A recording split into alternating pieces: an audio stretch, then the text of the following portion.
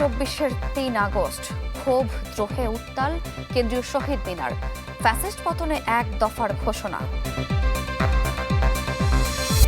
ফ্যাসিবাদের রাজনীতি আর নেই বললেন ফখরুল।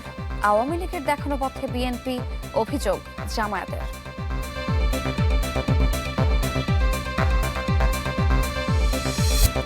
পদোন্নতি পেলেন প্রশাসনের দুর্নীতির দায়ে দণ্ডপ্রাপ্তরাও, উপেক্ষিত দক্ষ মেধাবীরা। প্রশ্নের মুখে এসএসবির ভূমিকা। ঘাটতি পোষাতে বিদ্যুৎ বিতরণ ও জ্বালানি খাত বেসরকারীকরণের সিদ্ধান্ত, দুর্নীতি রোধের তাগিদ বিশেষজ্ঞদের।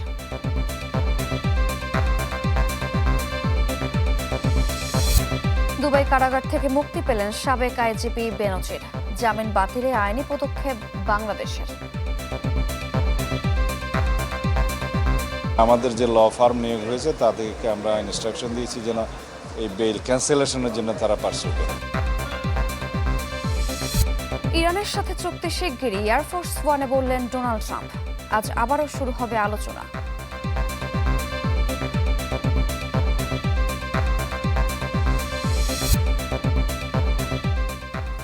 আমন্ত্রণ, চ্যানেল 24-এর সকাল 7টার খবর শুনছিলেন। একেএস সংবাদ শিরোনাম, আপনাদের সাথে আছি আমি সারিকা তাবাসসুম।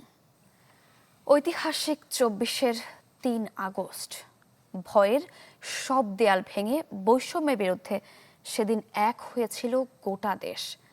কেন্দ্রীয় শহীদ মিনারে লাখো ছাত্র জনতার বজ্রকণ্ঠে উচ্চারিত হয় ফ্যাসিস্ট পতনের এক দফা।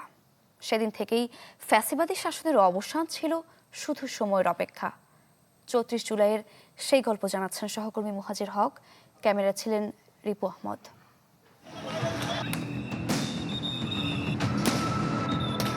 মাস জুড়ে চলা বর্বরতা 24শে জুলাইকে পরিণত করে এক শ্রাবণ বিদ্রোহে। 3 আগস্ট 2024 সেই বিদ্রোহের সব ক্ষোভ যেন এক বিন্দুতে মিলিত হয় কেন্দ্রীয় শহীদ মিনার প্রাঙ্গণে।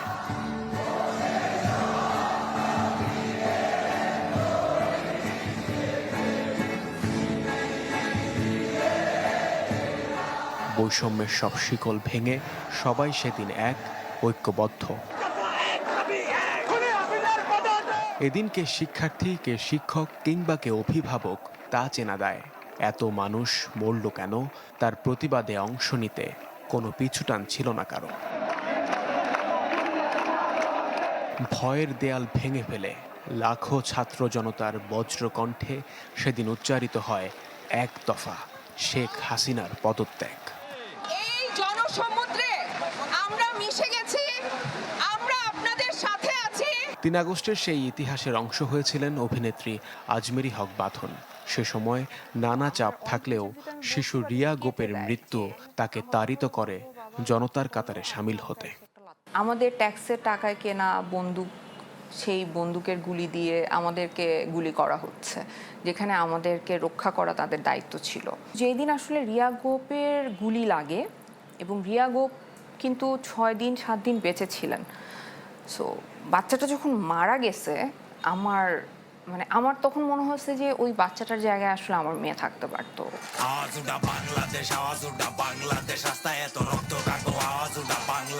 এমন ঐকতানে যখন গর্জে উঠেছিল বাংলাদেশ, পতনের দ্বার প্রান্তে এসে প্রতিবাদী কণ্ঠগুলো চেপে ধরতে চেয়েছিল স্বৈর শাসক। পুলিশ গ্রেপ্তার করে তরুণ র্যাপ শিল্পী হান্নানকে, যার প্রতিবাদে 24-এর 3 আগস্ট ধানমন্ডি রবীন্দ্র সরোবরে আওয়াজ তোলে শিল্পী সমাজ। একাত্মতা জানায় এক দফায়।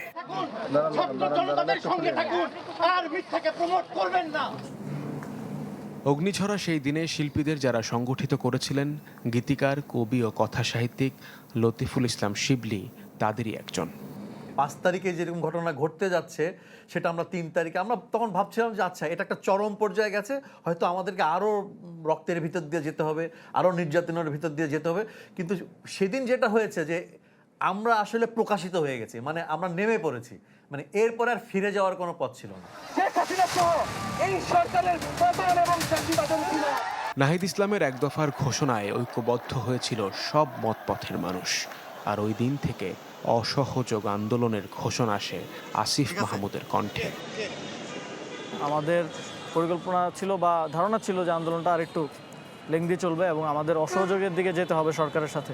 লাখ লাখ মানুষ তারা এক আঙুল উঁচিয়ে এক দফার ইশারা করছিলেন। তো এটা একদম টাইমিং হয়েছে। আন্দোলনের শুরুর দিকে এক দফা ঘোষণা করলে এটা খুব ইম্যাচিওর হয়ে যেত, বা আরও দেরি করলে খুব দেরি হয়ে যেত। ৩৪ জুলাইয়ের সেই বিদ্রোহী দুপুরেই ঘনিয়ে আসে একটি শাসনামলের অবসান। স্বৈরতন্ত্রের পতন ছিল শুধু সময়ের অপেক্ষা।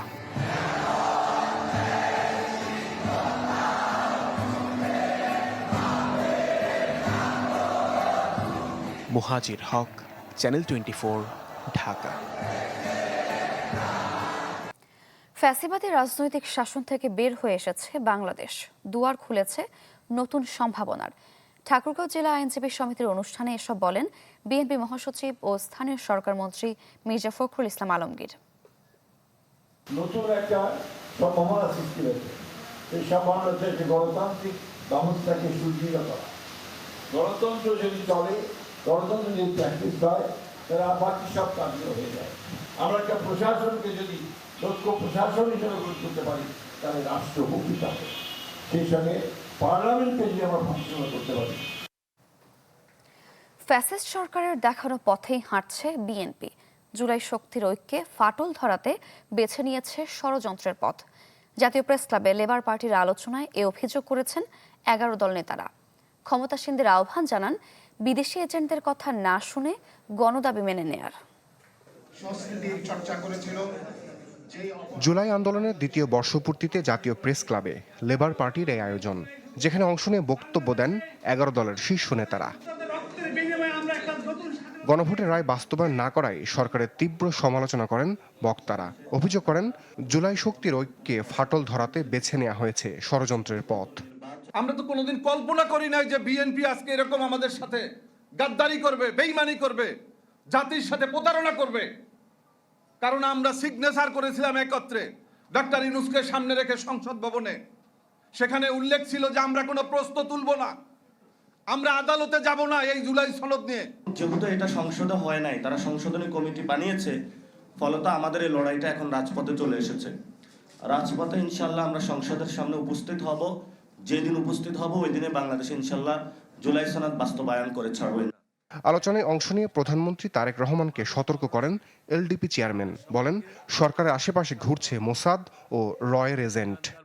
আপনি মোসাদের রয়ের কথা না শুনে জনগণের যে সমস্যাগুলি আছে, আমরা যে সংস্কারগুলির কথা বলছি, এই সংস্কারগুলি মেহরবানি করে করেন, তাহলে আপনি দেখবেন নিরাপদে আপনি আপনার কাজগুলি করতে পারবেন। প্রধান অতিথির বক্তব্যে জামাত আমির ও বিরোধী দলীয় নেতা অভিযোগ করেন ফ্যাসিবাদীদের দেখানো পথেই হাঁটছে বিএনপি। সচিব হওয়ার জন্য দলীয় একটা পদ থাকলেই হবে, আর দলীয়করণের যে রাজনীতির দিকে একদম নেকেটলি উলঙ্গভাবে আপনারা পা দিয়েছেন, ফিরে আসেন। মাননীয় প্রধানমন্ত্রী, আপনি দায়িত্ব নেওয়ার আগে নির্বাচনের পুরা সময়টা জুড়ে বলেছেন যে আমরা একটা মেরিটোক্রেটিক সোসাইটি চাই, আমরা পলিটোক্রেটিক সোসাইটি বিল্ড আপ করব না। এখন কি করছেন? এখন তো পুরাটাই তার উল্টা। বিএনপি নেতাদের সমালোচনা সহ্য করার মানসিকতা তৈরির আহ্বানও জানান ডাক্তার শফিকুর রহমান। যদি সমালোচনা সহ্য না করে তুষামতকারীকে আপনারা যদি প্রমোট করলেন, লালন করেন, মনে রাখবেন সেই তুষামতকারীরাই আপনাদেরকে বঙ্গোপসাগরে ডুবাইয়া ছাড়বে। রমিজ হুসাইন, চ্যানেল 24, ঢাকা। ঢাকার চারপাশের নৌপথগুলো সচল করার সিদ্ধান্ত নিয়েছে সরকার। সকালে প্রধানমন্ত্রীর সভাপতিত্বে সচিবালয়ে এ বিষয়ে সভা হয়।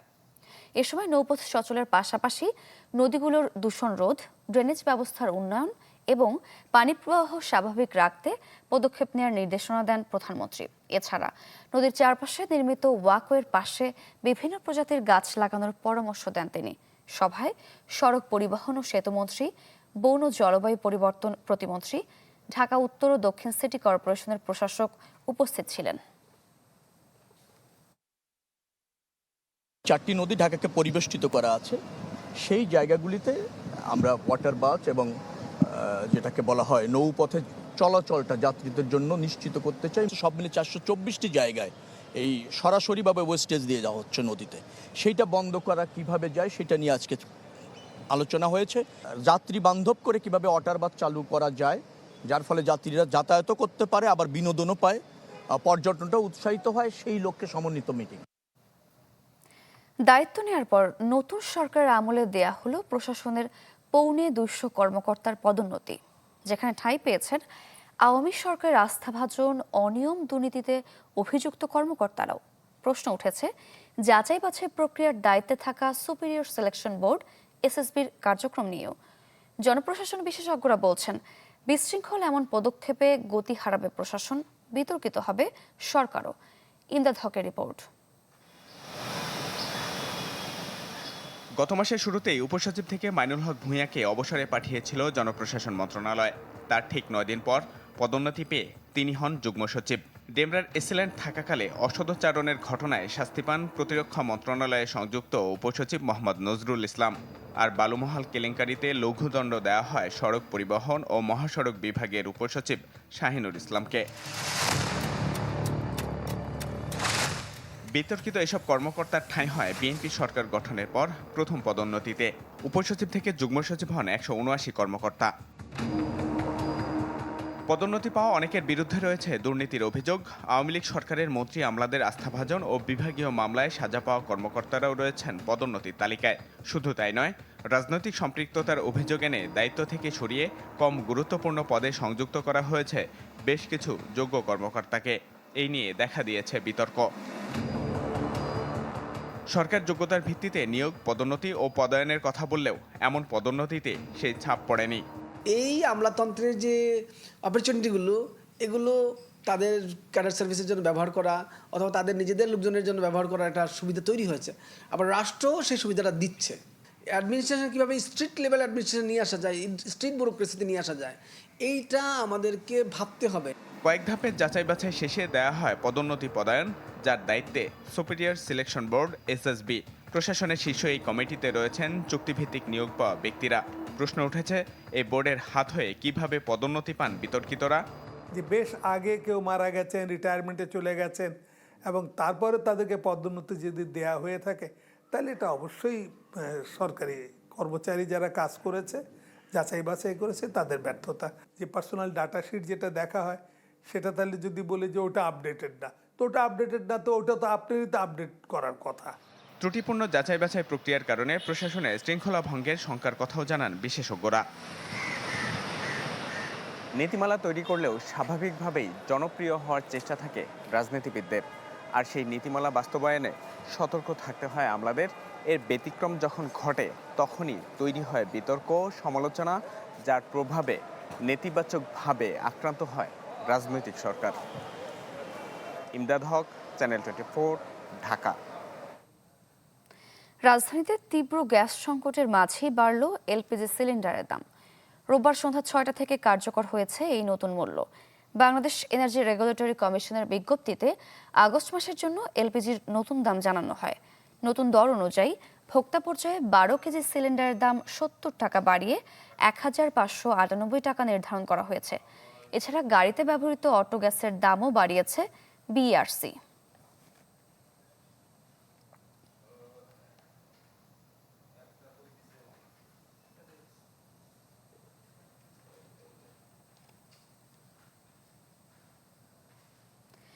এদিকে গ্যাস সংকটে স্থবিরতা নেমে এসেছে রাজধানীর পরিবহন ও নিত্যপণ্য সরবরাহ ব্যবস্থায়। ফিলিং স্টেশনগুলোতে পর্যাপ্ত চাপ ও গ্যাস না থাকায় দীর্ঘ হচ্ছে গাড়ির সারি। ভোগান্তি বাড়ছে চালক ও যাত্রীদের। গত 10 বছর ধরে একটি ওষুধ কোম্পানির পিকআপ ভ্যান চালিয়ে আসছেন মোহাম্মদ আলমগীর। তবে জ্বালানি নিয়ে এমন দুঃসহ অভিজ্ঞতা আগে হয়নি তার। জানান, প্রতিষ্ঠানের নিয়ম মেনে সময়মতো পণ্য সরবরাহের চাপ থাকলেও সকাল থেকেই পাম্পের লাইনে আটকা পড়ে নষ্ট হচ্ছে কাজের মূল সময়। এই সংকটগুলো কবে সমাধান হবে সেটা আমরা জানি না। সমাধান যদি না হয়, এভাবে যদি চলতে থাকে, মনে করেন আমরা যারা আছি, যারা ড্রাইভার, যারা সাধারণ পাবলিক যারা আছে, তাদের কিন্তু অনেকটাই কষ্ট। একই অভিজ্ঞতা 11 বছর ধরে গাড়ি চালানো মোহাম্মদ আলীরও। ফজরের নামাজের পর থেকেই প্রতিদিন পাম্পের লাইনে দাঁড়িয়েও মিলছে না কাঙ্ক্ষিত গ্যাস। গত 2 সপ্তাহ ধরে চলা এই তীব্র সংকটে আয়ের পথ প্রায় বন্ধ হওয়ার উপক্রম। ভোগান্তি কিন্তু আমাদের, কোম্পানির কিন্তু কিছু নাই। আমরা রাতে ফজর নামাজ পড়া এখানে 6টা বাজে লাইন দিছি, 1 ঘন্টা লাগছে এদের প্রেসার উঠাইতে। পরিস্থিতি কেবল পিকআপ ভ্যান বা বাণিজ্যিক গাড়িতে সীমাবদ্ধ নেই। সিএনজি চালিত অটোরিকশা থেকে শুরু করে ভাড়ায় চালিত সব যানবাহনের চিত্রই একই। দীর্ঘ সময় চলে যাচ্ছে পাম্পেই। দিন শেষে গাড়ি মালিকের জমা কিংবা কিস্তির টাকা শোধ করা এখন কঠিন হয়ে দাঁড়িয়েছে। 3 ঘন্টা সিরিয়াল দেওয়ার পরে আমরা গ্যাস পাচ্ছি 50 টাকা 60 টাকা। এতে যাত্রীর কাছে ভাড়া চাইলেও আমরা যাত্রীদের সাথে লড়াই করতে হয় আমাদের। গ্যাস না থাকলে গাড়ির জমা দেওয়া লাগে, গাড়ি না চালাইলেও জমা দেওয়া লাগে, চালাইলেও জমা লাগে। এই সমস্যাটা মালিক দেখে না, অতএব সাধারণ মানুষের সব ধরনের প্যারা বহন করতে হয়। দিন 3 বার সিরিয়াল দিতে হয়। এই পরিস্থিতি থাকলে আমাদের দেশের যে পরিস্থিতি, আমাদের খেটে খাওয়া মানুষ বেঁচে থাকার মনে আর সুযোগ হবে না। আমাদের পরিস্থিতি খুবই খারাপ। পরিবহন খাতের এই অচলাবস্থার প্রভাব সরাসরি গিয়ে পড়ছে সাধারণ মানুষের পকেটে। পর্যাপ্ত যানবাহন না থাকায় দ্বিগুণেরও বেশি ভাড়া গুনতে হচ্ছে অনেককেই। Mariam Aziz Mourin, channel 24, Dhaka. System loss বা ঘাটতি পোষাতে বিদ্যুৎ বিতরণ ও জ্বালানি খাতকে বেসরকারীকরণের সিদ্ধান্ত নিয়েছে সরকার। তবে বিশেষজ্ঞরা বলছেন, বেসরকারীকরণ করে এলপিজি খাতে সুফল আসেনি, তাই এ খাতেও সেই তিক্ত অভিজ্ঞতার সংখ্যা প্রবল। বরং দুই খাতেই দুর্নীতি রোধ করে স্বচ্ছতা ও জবাবদিহিতা নিশ্চিতে জোর দেন তারা। জাহাঙ্গীর আলম রতনের ছবিতে শামীমা সুলতানার রিপোর্ট। নিত্যপণ্যের দাম বৃদ্ধির জাতাকলে পিষ্ট নিম্ন ও মধ্যবিত্ত, যেখানে মরার উপর খাড়ার ঘা হয়ে ওঠে মধ্যপ্রাচ্য অস্থিরতা। এমন অবস্থায় বাড়ে তেল, গ্যাস, বিদ্যুতের দাম। এলপিজির দরও দ্বিগুণের বেশি বাড়ায় সরকার, পরে কমালেও বেসরকারি সিন্ডিকেটের খপ্পরে কখনোই নির্ধারিত দামে কিনতে পারেননি সাধারণ মানুষ। এই যখন বাস্তবতা, তখন বিদ্যুৎ বিতরণ কোম্পানি ও বাদবাকি জ্বালানির খাতকেও বেসরকারীকরণের পরিকল্পনা সরকারের। দাবি, এর মাধ্যমে কমবে লোকসান আর আমদানিতে অনিশ্চয়তার ঝক্কি। We were negotiating with the Chinese company for third FSRO. So investors are coming and the sign is very good. I think we will be able to do more. প্রথমেই একটা বড় ভুল করে ফেলছে। কিন্তু আদতে সরকারের এই সিদ্ধান্ত কতটা জনবান্ধব ও কার্যকরী? বাংলাদেশের জন্য এখনো সময় হয়নি যে বাংলাদেশ এরকম একটি প্রাইভেটাইজ বিদ্যুৎ ব্যবস্থার মধ্যে যাবে। বিশেষ করে ঢাকার বাইরের যে অঞ্চলগুলোতে এটা করার প্রস্তাবনা দেওয়া হয়েছে, সেখানে এটা আরো বিল কালেকশন আরো বেশি কঠিন হয়ে যাবে। এই মুহূর্তে কোনো প্রাইভেট কোম্পানির হাতে দিয়ে দেওয়া আসলে আমার মনে হয় যে এলপিজির ক্ষেত্রে আমাদের যে উদাহরণটা আমরা দেখছি সেরকম একটা ঘটনাই হতে চলেছে। জ্বালানি বা বিদ্যুৎ এমন একটা অত্যাবশ্যকীয় পণ্য যেটা আসলে মুনাফা করবার মতো পণ্য নয়, এবং যেটা কিনা জনগণের উপরে যাতে বাড়তি ব্যয়ের চাপ না বোঝায়। সুতরাং এই যেহেতু এটা সেই ধরনের পণ্য, সুতরাং এই ধরনের কার্যক্রমগুলো যত বেশি সরকারের অধীনে রাখা যায় এবং অনেক বেশি কম মুনাফার ভিতরে, এটা সীমিত মুনাফার ভিতরে রেখে যাতে সরকারের পরিচালনার ভিতরে যদি চালানো যায়, সেটি আসলে ভালো। সুতরাং সেই জায়গাটিতে এই বিশেষজ্ঞের মতে, বেসরকারি খাতের মুনাফার লোভে লাগাম টানা ও ভোক্তার প্রতি দায়বদ্ধতা তৈরি না করা গেলে কোনো সিদ্ধান্তেই আসবে না সুফল। আমরা মনে করি যে এই ধরনের। শামীমা সুলতানা, চ্যানেল 24, ঢাকা। রাজবাড়ীতে ঘন ঘন লোডশেডিংয়ে বিপর্যস্ত জনজীবন। দিনে 4-5 বার চলে যায় বিদ্যুৎ। এতে ব্যাহত হচ্ছে ব্যবসা বাণিজ্য, দুর্ভোগের শেষ নেই এইচএসসি পরীক্ষার্থীদের। আরও খবর জানবো, আমাদের সঙ্গে যুক্ত হচ্ছেন সহকর্মী সুমন বিশ্বাস। সুমন, দুর্ভোগের কথা বলছিলাম, সেই চিত্রটি জানবো এবং দুর্ভোগ কাটিয়ে উঠতে কোনো আশার আলো দেখা যাচ্ছে কিনা, কিছু বলেছেন কিনা জানাবেন। সারিকা, প্রথমে যদি বলি, শুধু দিনে নয়, রাতেও কিন্তু দীর্ঘ সময় বিদ্যুৎ থাকে না এবং রাতে কয়েকবার বিদ্যুৎ যায় এবং শহর থেকে এই সমস্যাটা গ্রামেও বেশি।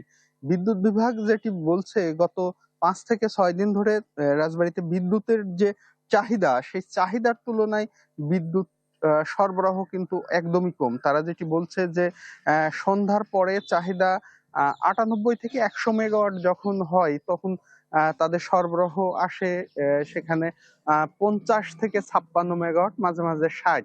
ফলে এই যে অর্ধেক পাওয়াই তাদেরকে লোডশেডিং দিতে বাধ্য হচ্ছে, এমনটাই বলছিলেন তারা। গতকালের কয়েকটি ঘটনা যদি বলি, সকাল 10টায় বিদ্যুতের চাহিদা ছিল জেলায় 76 মেগাওয়াট, সেখানে কিন্তু বিদ্যুৎ মেলে 48 মেগাওয়াট এবং দুপুর 3টায় 75 মেগাওয়াট যখন বিদ্যুতের চাহিদা, তখন কিন্তু সেখানে যায় 54 মেগাওয়াট বিদ্যুৎ মেলে জেলাতে। ফলে লোডশেডিং কিন্তু এই যে প্রতি ঘন্টায় নিয়ম করে কিন্তু লোডশেডিং পেতে হচ্ছে। এবং এই চিত্র যেমন বিদ্যুতের উপর নির্ভরশীল ব্যবসা প্রতিষ্ঠানকে দুর্ভোগে ফেলেছে, পাশাপাশি এইচএসসি পরীক্ষা চলছে কেন্দ্রগুলোতেও বিদ্যুৎ বিভাগ যেটি বলছে যে তারা বিদ্যুৎ সরবরাহ স্বাভাবিক রাখতে পারছে না। এবং এই বিদ্যুতের চাহিদা সন্ধ্যার পর বেড়ে যাওয়ার অন্যতম একটি কারণ বিদ্যুৎ বিভাগ যেটি বলছে জেলায় প্রচুর ব্যাটারি চালিত রিক্সা এবং অটো রিক্সা রয়েছে, সেগুলোর চার্জ দিতে হয়। ফলে যখন বিদ্যুতের চাহিদা বেড়ে যায় সন্ধ্যার পরে এবং সারা রাত সেটি থাকে, ফলে দিনের চেয়ে রাতে কিন্তু লোডশেডিং এর পরিমাণটা বেড়ে যাচ্ছে। এবং সামাজিক মাধ্যম থেকে শুরু করে সব জায়গায় বিদ্যুৎ নিয়ে একই আলোচনা যে হঠাৎ করে এই লোডশেডিং এ রাতে যেমন মানুষ সারাদিন কর্মজীবী মানুষ ঘুমাবে বা বৃদ্ধ বয়স্ক মানুষ শিশুরা ঘুমাবে, সেটি কিন্তু পারছে না। এখন আমরা বলছিলাম এই সমস্যাটা কতদিনে কাটবে, বিদ্যুৎ বিভাগের কাছে জানতে চেয়েছিলাম। এখন রাজবাড়ী যে ওয়েট জোন পাওয়ার ডিস্ট্রিবিউশন রয়েছে তারা যেটি বলছে যে এটি আসলে তারা নির্দিষ্ট করে কিছু বলতে পারছে না যে কবে এই সমস্যার সমাধান হবে। তারা যেটি বলছে যে আমাদের যেমন সরবরাহ আসে সেই পরিমাণ আমরা বিতরণ করি। এবং একই কথা পল্লী বিদ্যুৎ বলছে যে তাদেরও একই পরিস্থিতি, বিদ্যুতের যে চাহিদার তুলনায় কম পাওয়ার ফলেই তাদেরকে কিন্তু লোডশেডিং দিতে হচ্ছে গ্রামগঞ্জে। এবং আরেকটি কথা বলে রাখি, এখন কিন্তু আমনের আবাদ চলছে। বিদ্যুৎ চালিত যে মোটর রয়েছে সেই মোটরগুলো কৃষক কিন্তু ঠিক মতো চালাতে পারছে না, ফলে কৃষির উপরেও কিন্তু একটি প্রভাব পড়ছে।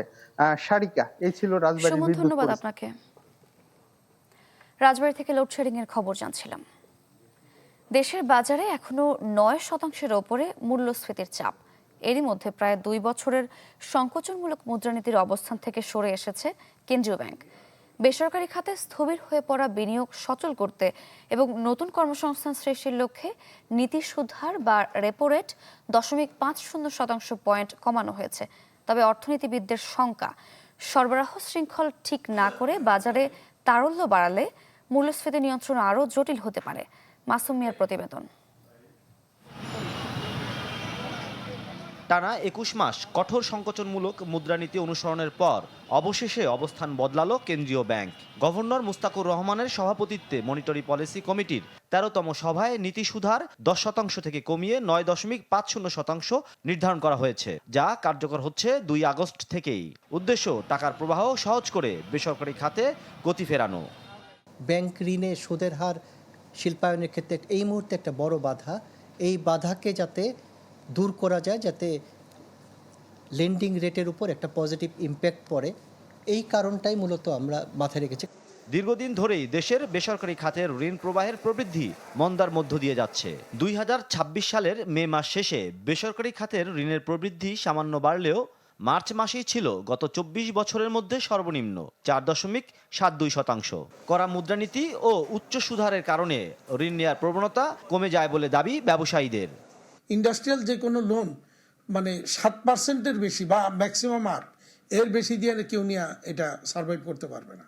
সুতরাং নীতি সুদহার কমানোর পাশাপাশি এই ঋণের সুদের হার সেটাও কমতে হবে। কমলেই তখন এটা বিনিয়োগ হয়তো তখন চিন্তা হবে, বিনিয়োগ হয়তো বাড়বে কিছু। এদিকে মে মাসে মূল্যস্ফীতি পৌঁছেছিল 16 মাসের মধ্যে সর্বোচ্চ 9.42%, আর সবশেষ জুনে যা ছিল 9.16%। বাংলাদেশ ব্যাংকের মনিটরি পলিসি কমিটির এই সদস্য বলছে, নীতি সুধার বাড়িয়ে মূল্যস্ফীতি নিয়ন্ত্রণ হচ্ছে না, বরং এতে বিনিয়োগে নেতিবাচক প্রভাব পড়ছে, তাই এমন সিদ্ধান্ত। যারা আছে সবাই খালি বলতেছে যে এই নীতি সুধারটাই হচ্ছে একমাত্র শত্রু আমাদের, যেটা আমাদেরকে আটকায় রাখছে, তাই না? এখন এই যে নীতি সুধারটা কমানো হলো, এখন তো তাদের একটা দাবি পূরণ হলো। এখন দেখি তারা বিনিয়োগ করে কি না। এর ফলে কি ব্যাংকের সুদের হারে খুব দ্রুত কোনো প্রভাব পড়বে? কিছুই পড়বে না। তার মতে শুধু নীতি সুধার কমিয়েই বিনিয়োগ বাড়বে না, নিশ্চিত করতে হবে জ্বালানি সরবরাহ, উন্নত করতে হবে সামগ্রিক ব্যবসায়িক পরিবেশ। মাসুম মিয়া, চ্যানেল 24, ঢাকা। রাজধানীর উত্তরখানে ডিএনসিসি প্রশাসক মোহাম্মদ শফিকুল ইসলাম খান ও ঢাকা 18 আসনের সংসদ সদস্য SM জাহাঙ্গীর হোসেনের উপর হামলা হয়েছে। উত্তরখানের রাজবাড়ী এলাকায় একটি বর্জ্য স্থানান্তর কেন্দ্রে পরিচ্ছন্নতা কর্মীদের উপর হামলার ঘটনা পর্যবেক্ষণ করতে যান ডিএনসিসি প্রশাসক ও স্থানীয় সংসদ সদস্য। এ সময় পুলিশের সামনেই স্থানীয় একটি গার্মেন্টস মালিক পক্ষের লোকজন তাদের উপর হামলা চালায়। এতে বেশ কয়েকজন আহত হন। খবর পেয়ে অতিরিক্ত পুলিশ গিয়ে পরিস্থিতি নিয়ন্ত্রণে আনে। গ্রেপ্তার করা হয় 3 জনকে। সম্প্রতি আইন শৃঙ্খলা পরিস্থিতি বিবেচনায় সব ইউনিটে সর্বোচ্চ সতর্কতা জারি করেছে পুলিশ সদর দপ্তর, যেখানে কার্যক্রম নিষিদ্ধ সংগঠনের তৎপরতা ঠেকানোর নির্দেশ দেওয়া হয়েছে। এটিকে রুটিন ওয়ার্ক আখ্যা দিয়ে আতঙ্কিত না হওয়ার পরামর্শ দিলেন পুলিশের ঊর্ধ্বতন কর্মকর্তারা। সুলতান মাহমুদ আরিফের রিপোর্ট। কয়েকদিন ধরে ঢাকায় একের পর এক বোমা আতঙ্ক। প্রধান সড়ক থেকে মেট্রো স্টেশন পরপর এমন ঘটনা উদ্বেগ বাড়িয়েছে জনমনে। চাঞ্চল্য এসব ঘটনায় নড়ে চড়ে বসেছে আইন শৃঙ্খলা বাহিনী। কার্যক্রম নিষিদ্ধ সংগঠনের তৎপরতা প্রতিরোধে সর্বোচ্চ সতর্কবার্তা দিয়েছে পুলিশ সদর দপ্তর। সেই বার্তায় উগ্রবাদী হামলার আশঙ্কাও করা হয়েছে। কেউ যদি তার মতাদর্শ চাপাই দিতে চায় বা কোনো ধরনের সন্ত্রাসী কার্যক্রম করে, সেক্ষেত্রে আমরা সাথে সাথেই ব্যবস্থা নেই। এমন অবস্থায় সব ইউনিটে নিরাপত্তা বাড়াতে বলেছে পুলিশ সদর দপ্তর। এছাড়া দায়িত্বরত পুলিশের যানবাহন নিরাপদ স্থানে রাখার নির্দেশনা দেওয়া হয়েছে। এমন পদক্ষেপকে পুলিশের নিয়মিত কার্যক্রমের অংশ বলছেন ঢাকা মহানগর গোয়েন্দা পুলিশ।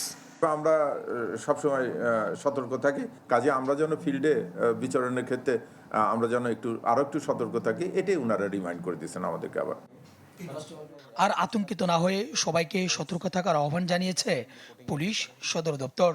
পুলিশ সদর দপ্তর থেকে সবসময় অপারেশনাল কাজে নিয়মিত কিছু নির্দেশনা দেওয়া হয়। এই নির্দেশনাটা ওরকম একটা নির্দেশনারই অংশ। এই কারণ হচ্ছে গিয়ে সবসময় আমরা সতর্কতা বা বিভিন্ন ধরনের নির্দেশনা দেই যাতে ফোর্স কাজে তৎপর থাকে এবং একটু সতর্ক থাকা হয়। ওই আলোকেই এই নির্দেশনা দেওয়া হয়েছে। আগস্ট মাসে পুলিশের এমন সতর্ক বার্তা নিয়ে আলোচনা চলছে রাজনৈতিক মহলেও। সুলতান মাহমুদ আরিফ, চ্যানেল 24, ঢাকা। অবশেষে 19 বছর পর প্রশিক্ষণ শেষ করলেন 27তম BCS এর 58 সহকারী পুলিশ সুপার। রাজশাহীর সারদায় বাংলাদেশ পুলিশ একাডেমিতে শেষ হয় তাদের প্রশিক্ষণ। সমাপনী অনুষ্ঠানে স্বরাষ্ট্রমন্ত্রী বলেন, আগস্ট ঘিরে ফ্যাসিবাদীদের কার্যক্রম স্পষ্ট। এ নিয়ে সর্বোচ্চ সতর্ক রয়েছে পুলিশ। এ সময় দলীয় প্রভাবমুক্ত হয়ে পুলিশকে কাজ করার নির্দেশ দেন সালাউদ্দিন আহমদ। চাকরিতে যোগ দেওয়ার কথা ছিল 2007 সালে। সেই চাকরি ফিরে পেলেন 19 বছর পর। রাজশাহীর সারদায় বাংলাদেশ পুলিশ একাডেমিতে প্রশিক্ষণ শেষ করলেন 27তম BCS এর 58 সহকারী পুলিশ সুপার। সমাপনী কুচকাওয়াজে প্রধান অতিথি হিসেবে অভিবাদন গ্রহণ করেন স্বরাষ্ট্রমন্ত্রী সালাউদ্দিন আহমদ। বলেন, 18 বছর আগে ফ্যাসিবাদী সরকারের প্রতিহিংসার শিকার হয়েছিলেন এসব কর্মকর্তা। প্রায় 1.5 যুগ আগে অবৈধ সরকারের প্রতিহিংসার শিকার হয়েছিলেন আপনারা। স্বৈরাচারী ফ্যাসিস্ট সরকারের পতনের পরে ন্যায্য অধিকার ফিরে পাওয়ায় আপনাদের অভিনন্দন। পুলিশ কোনো বিশেষ দলের বা গোষ্ঠীর লাঠিয়াল বাহিনী নয়, বরং পুলিশ হবে জনগণের কৃত্রিম বন্ধু। আমাদের নির্বাচনী ইশতেহারে আমরা দ্ব্যর্থহীনভাবে ঘোষণা করেছি জননিরাপত্তা নিশ্চিত করা এবং পুলিশ বাহিনীকে দলীয় প্রভাবমুক্ত করে একটি আধুনিক, সেবাধর্মী ও মানবিক সংস্থায় রূপান্তর করাই আমাদের মূল লক্ষ্য।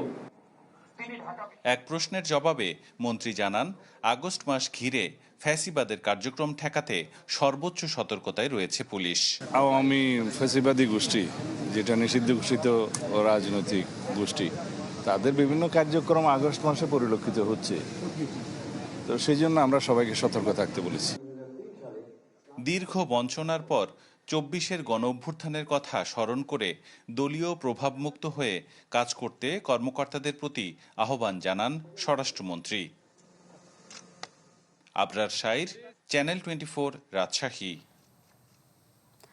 1 মাসের মধ্যে দেশে ফিরিয়ে আনা হবে বেনজির আহমেদকে। সরকারি ঘোষণাকে যেন এক প্রকার বৃদ্ধাঙ্গুলি দেখিয়ে দুবাই কারাগার থেকে জামিনে বেরিয়ে গেলেন একসময়ের দোর্দণ্ড প্রতাপশালী পুলিশ প্রধান বেনজির আহমেদ। যদিও কোনো গাফিলতি দেখছে না দুদক। আর স্বরাষ্ট্রমন্ত্রী জানান, তার জামিন বাতিলে ল ফার্ম নিয়োগ করেছে বাংলাদেশ সরকার। বাড়িতে বাড়ি থেকে টোকায় নিয়ে আসবো, মাটির তলে ঢুকলে সেখান থেকে বের করে নিয়ে আসবো। 12 জুন দুবাইয়ে গ্রেপ্তার হন পলাতক সাবেক পুলিশের মহাপরিদর্শক বেনজির আহমেদ। জাতীয় সংসদে এই তথ্য নিশ্চিত করে 1 মাসের মধ্যে বেনজিরকে ফিরিয়ে আনার কথা জানান খোদ স্বরাষ্ট্রমন্ত্রী। বেনজির আহমেদকে সংযুক্ত আরব আমিরাত পুলিশ কর্তৃক গ্রেফতার করা হয়েছে। তবে কাজের কাজ কিছুই হয়নি। উল্টো দুবাই আদালত থেকে জামিন নিয়ে সকল প্রক্রিয়া শেষে বৃহস্পতিবার কারাগার থেকে বেরিয়ে যান দুর্দান্ত প্রতাপশালী সাবেক আইজিপি। বেনজিরের মুক্তির খবরে ফের আলোচনায় বাংলাদেশের পদক্ষেপ। কিভাবে বেনজির বেরিয়ে গেল এর সঠিক উত্তর দিতে না পারলেও নিজেদের কোনো গাফিলতি দেখছেন না দুদক। আইনগত যে বিষয়গুলি আছে নিশ্চয়ই সবাই মিলে আমরা খতিয়ে দেখব। মানে আমাদের এখান থেকে যা যা পাঠানোর, যা যা করার আমরা সবই করেছি। স্বরাষ্ট্রমন্ত্রী জানান, জামিন বাতিলে আইনি পদক্ষেপ নেয়ার কথা। আর দুবাই সরকারের সাথে বাংলাদেশের স্বরাষ্ট্র মন্ত্রণালয় কথা বলবে বলে জানিয়েছেন পররাষ্ট্র প্রতিমন্ত্রী।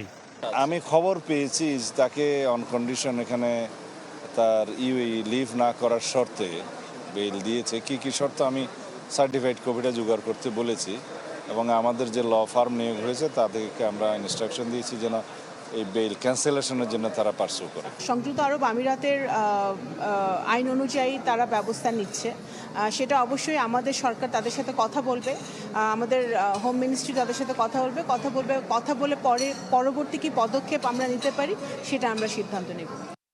জামিনে মুক্তির কারণে বেনজিরকে ফেরানোর প্রক্রিয়া নতুন করে শুরু করতে হবে বলে মনে করছেন আইনজীবীরা।